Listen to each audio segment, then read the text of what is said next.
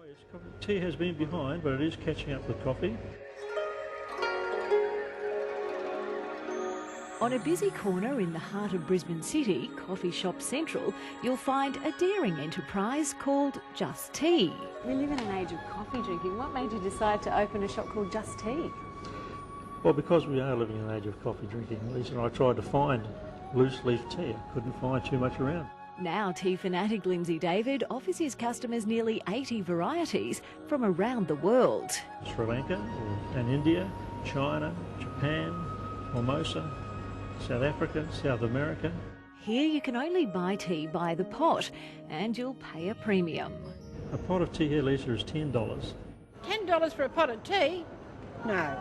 On the other side of town, under City Hall, you'll find the cheapest tea around at the Red Cross tea rooms. Cup of tea is $1.25. We do a mug of tea for $1.60.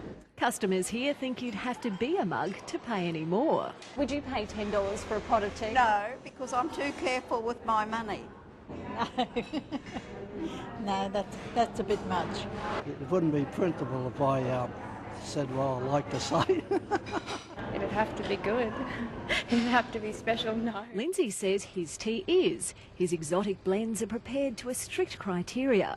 Now, the water is filtered water, which is boiled to 3 degrees below boiling. Each variety has a set brew time, followed to a tea. And here we go, madam, a perfectly brewed pot of tea. And what have we got here? This is Jasmine China Imperial. This is a very beautiful green tea, very healthy, very relaxing. Served in comfortable, quiet surrounds, you can see how some customers pay up for this type of tea. But it's the rising cost of the humble old tea bag cuppa that's becoming hard to swallow. It's just a cup of hot water with a tea bag and some milk. For that, many cafes are now charging over $3. Is it daylight robbery?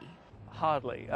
It's not as if the restaurant industry is full of millionaires that greatly take advantage of the average consumer. James Visser from Restaurant and Caterers says you can't just take into account the cost of ingredients. There's a whole lot that sits behind that.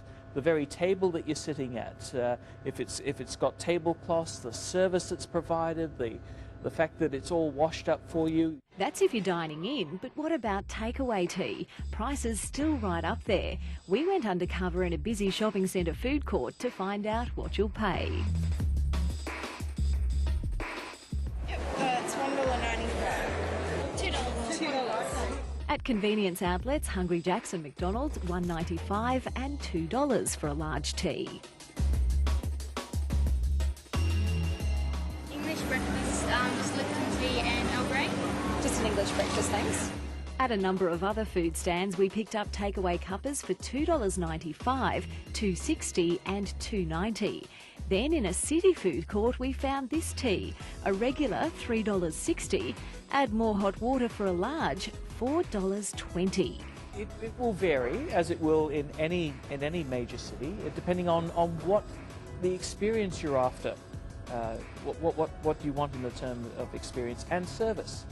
Now, you do have to question how much service you're really paying for here, though. After all it is a cup of hot water, one tea bag and a splash of milk to go. Is all of that worth over $4? I'd suggest that you're probably looking at some very high rent areas, particularly in the shopping centres. And it is, as they say, a free world. You don't have to buy it. But if you are a tea fan, whatever you fork out, at least you know it's probably doing you good. Full of antioxidants, it's very healthy for you, and a really good stress reliever and a good pick-me-up.